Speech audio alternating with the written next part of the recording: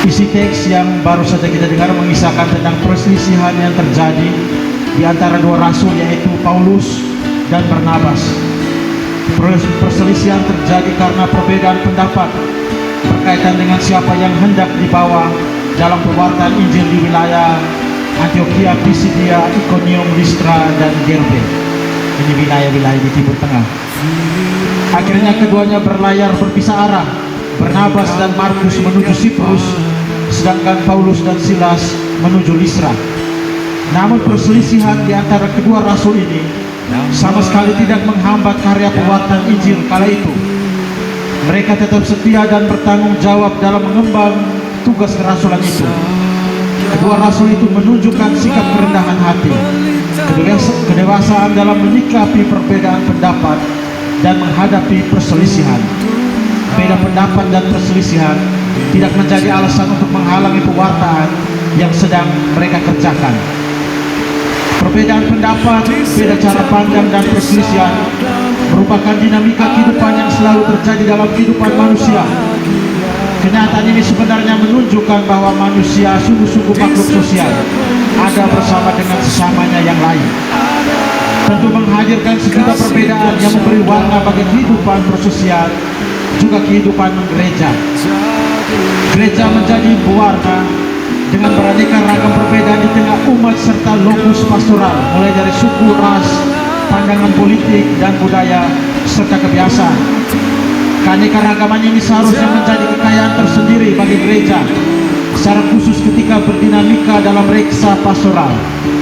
Namun tidak jarang karena perbedaan-perbedaan inilah bisa menghasilkan konflik dan perselisihan yang terjadi dalam karya pastoral. Konflik dan perselisihan ini bisa terjadi di antara umat dengan umat, dengan fungsionaris pastoral, mulai dari KUB sampai dengan stasi dan paroki, dan juga dengan imam. Inilah realita pastoral yang wajar terjadi, namun bisa menjadi luar biasa jika tidak disikapi secara dewasa, sebagaimana yang dilakukan oleh Rasul Paulus dan Rasul Barnabas.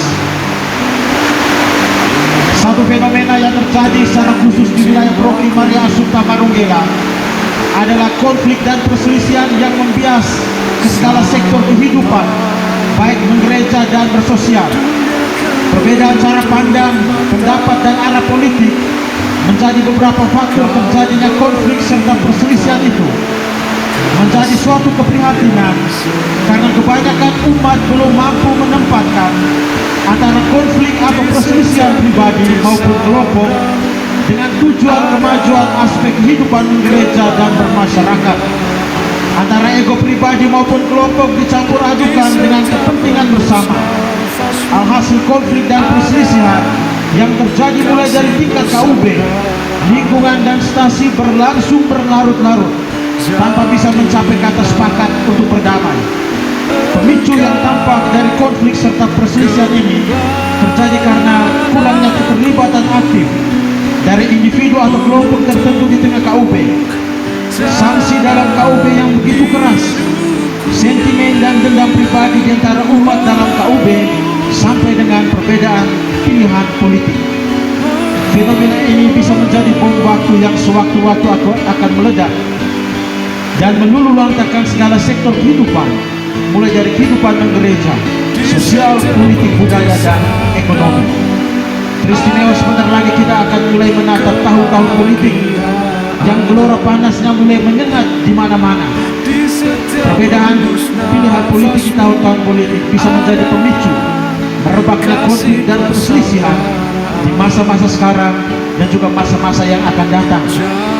Konflik beda pandangan politik itu bisa saja menjalar menjadi konflik pribadi serta kelompok di tengah umat, mulai dari tingkat KUB, lingkungan, dan stasi. Padahal seharusnya ada garis demarkasi yang jelas, garis pemisah yang jelas antara perbedaan pandangan, konflik atau perselisihan pribadi maupun kelompok dengan aspek kehidupan berpastoral di KUB, lingkungan, dan stasi. Tanpa pembatas yang jelas, komunio atau kesatuan sulit dicapai di tengah KUB, lingkungan maupun stasi, dan aksi nyata untuk mengaplikasikan ajaran Injil sebagai misio tidak berjalan maksimal karena sudah terlanjur berbenturan dengan ego, sentimen pribadi, dendam, dan perasaan dicurangi. Menyikapi fenomena yang sedang dan mungkin akan terjadi, maka baiklah kita berkaca dari Rasul Paulus dan Barnabas. Kita bercermin pada kerendahan hati, kedewasaan dan kematangan rasio serta nurani dalam menyikapi perbedaan pandangan, pendapat, sampai pada level konflik serta perselisihan. Tanpa adanya kerendahan hati, kedewasaan dan kematangan rasio serta nurani yang mumpuni, konflik serta perselisihan yang terjadi di tengah reksa pastoral akan terus terjadi dan berlarut-larut.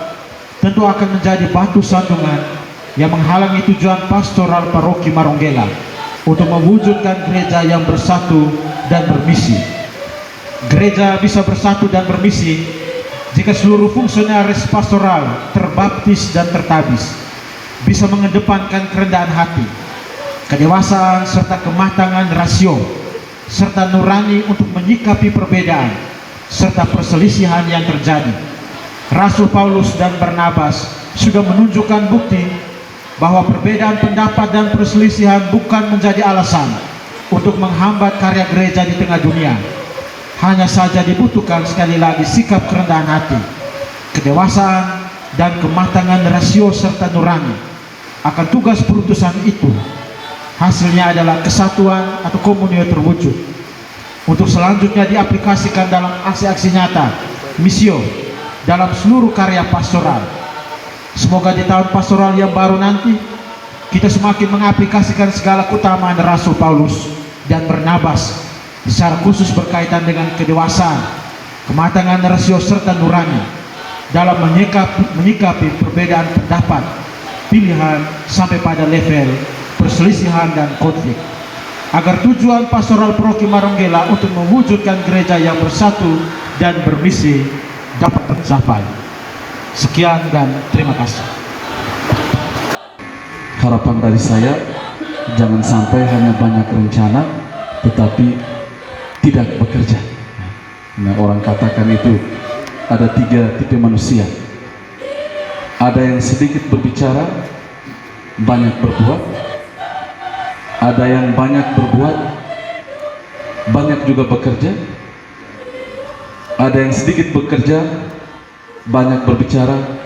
Yang terakhir, ada yang rencana lain tetapi buat lain. Harapan saya kita di Marunggela tidak masuk dalam kelompok yang keempat ya.